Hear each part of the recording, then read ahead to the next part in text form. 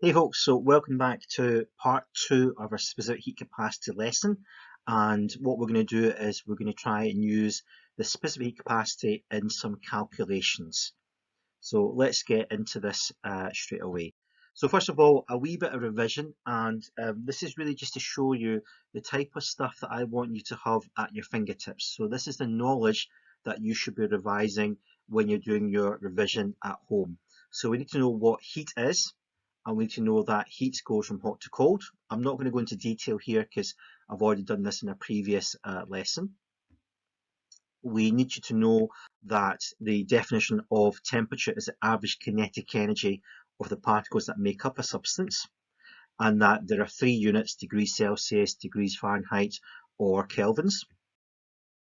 We need to know the definition of specific capacity, and we need to know roughly that it can be used for things cooling or heating up, as well as being able to find the values of different specific capacities in the data booklet that goes with your exam paper. So those are the basic knowledge that I want you to be able to revise and tell me about. Now, I left you on a bit of a cliffhanger with this question here, which was, given a heater that provides 5,000 joules of energy and three materials, each of which you have 1 kilogram of, which material heats up the most? Now, hopefully you would have all been to tell me that the copper would heat up the most. And the reason for that is because it has the smallest heat capacity, specific capacity, sorry, which means it takes the smallest amount of energy before it increases its temperature. Okay, and we can do this or show this very easily because all we do is we can do 5,000 divided by each of these specific heat capacities, and that will give us a rough idea of what the temperature change is. So if we do 5,000 divided by 4180, then that's roughly about a change of 1 degrees Celsius. If we do 5,000 divided by 386, that's about 13 degrees Celsius change. And similarly, if we do 5,000 divided by 902, that's about a 6 degrees Celsius change. So we can see from here that the copper is the one that will heat up the quickest. And this sounds very strange, but this is the reason why if you touch metal, metal always feels cold. And the reason for that is because the metal, remember, your hand is hot, the metal is usually cold or a lower temperature than your hand, so the heat energy goes from your hand to the metal. But because the metal has a very low specific heat capacity, i.e. it takes a little bit of energy to increase its temperature, that means your fingers will actually feel cold very quickly compared to the metal. So it's not the fact that the metal is cold, it's because it's drawing the heat energy away from your fingers. So it's a very strange concept, folks. Okay, so why do we want to know about specific heat capacity, or C? Well, it comes up in a whole range of things. So for example, if you've ever used a hand warmer, you know that you break these or you do something to them and they release a lot of heat energy. Well, a scientist would have to work out how much heat energy it releases, because we don't want too much heat energy, otherwise you could hurt your hands, and we don't want too little heat energy because then it wouldn't give you enough heat energy, and that can depend on the specific heat capacity. Similarly, with the chemicals that are used to make these cool packs, if you've ever had a sports injury, then you know you get an ice pack, and that ice pack will slowly melt and it will cool you down, so it reduces the swelling.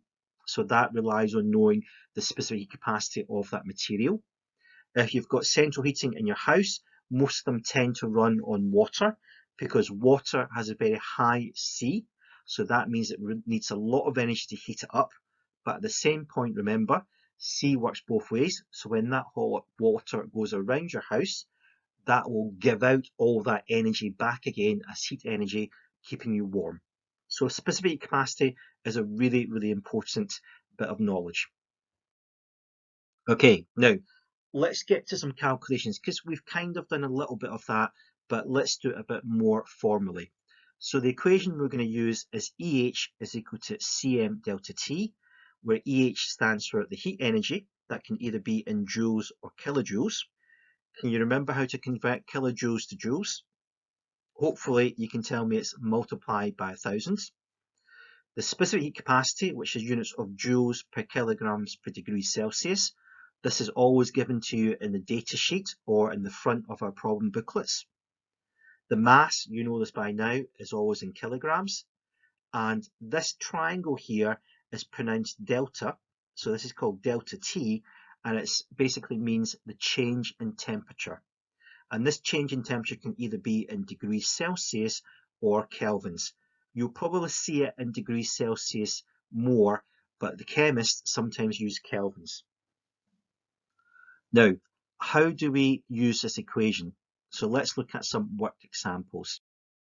Let's look at how we use that equation in a calculation. So example 1, a radiator has an initial temperature of 18 degrees Celsius. It holds a mass of 500 grams of water. An engineer wants a radiator to reach a temperature of 22 degrees Celsius. Calculate the energy needed for this. So a fairly standard question here. And notice there's quite a lot of information. So we use our classic KFC technique. Know it, find it, calculate it. So to know it, we write down what we've got from the question. So we know that we're looking for the heat energy. We can find the specific heat capacity from the data sheet, which you'll always have in the exam. We know the mass is 0.5 kilograms. Remember changing this into kilograms. And the change in temperature would just be 22 minus 18, which gives us 4 degrees Celsius. Now, one thing that might catch people out is notice how we have to realise we need this value and we have to look it up ourselves. It doesn't tell us this in the question. We have to figure that out ourselves. So that might be a trap that you get caught out by. Once we know it, we find the equation and we just look for the equation that has EH, Cm and delta T in a relationship sheet. So that's our equation there. And then we plug in our numbers, so we calculate it. So remember, we plug in our numbers according to how we've written them here, and then we work it out. And this is a standard 3-marker questions. 3 marks because you get 1 mark for writing the equation, 1 mark for putting in the values, and then 1 mark for calculating the answer and giving it with a correct unit. So hopefully nothing too tricky there once you see it's just our good old friend KFC. Now, example 2, 24,000 joules of energy is transferred to 2,500 grams of aluminium. Calculate its increase in temperature. So again, we're going to use our KFC technique. So know it. We've got the heat energy is 24,000 joules. And again, notice it doesn't tell us to do this, but we've got to look up this value of C from our data sheet. I've changed my mass into kilograms because that's the correct units for it. And we're now looking for delta T, the change in temperature. So once we know what we've got, we find our equation. So hopefully you remember it's EH is equal to Cm delta T. We then calculate it. Now for this step, I would always recommend plugging your numbers first before you rearrange it. And the reason for that is because the way the mark scheme works is that you get 1 mark for writing down the equation, 1 mark for putting down or substituting in the right numbers. Now, supposing you decided to rearrange this first and you rearranged it wrong. If you did that and you substituted in numbers, you would not get any marks for substituting in the numbers. So please make sure you always do it this way. You write the equation, you plug in the numbers, and then you rearrange it. Because the rearrangement is really a mathematical thing, so it's treated as a mathematical mark rather than a physics mark. So once you've done that, you can either multiply these two out to make it easier for you to rearrange. I would recommend you do that if you find rearranging equations difficult. And you should get that it's 24,000 over 910 times 2.5, which gives you an answer of 10.5 degrees Celsius. So again, it's using our KFC technique. There's nothing unusual about this, although You might get caught out by forgetting to look up C yourself, but if you do, you're not going to get very far in the question.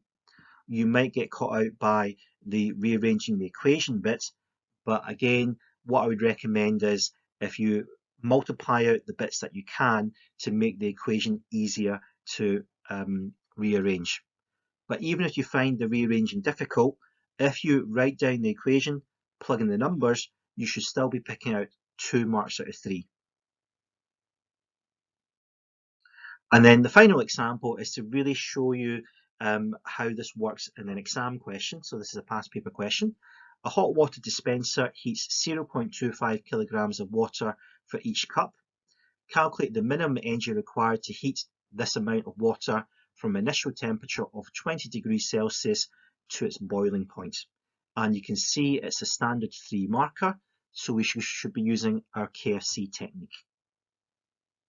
So EH is the thing that we're missing, and we write down what we've got.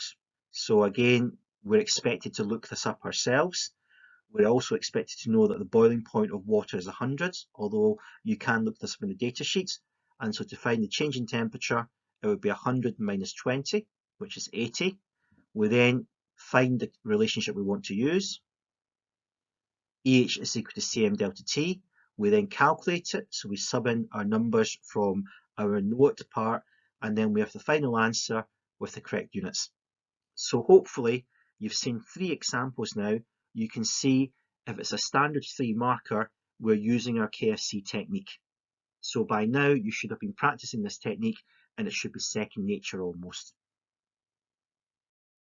And finally, there is an experiment tied in with this bit of the lesson, but I'm going to leave that just now, and when we get back to class we can maybe look at doing this experiment or looking at the equipment for this experiment.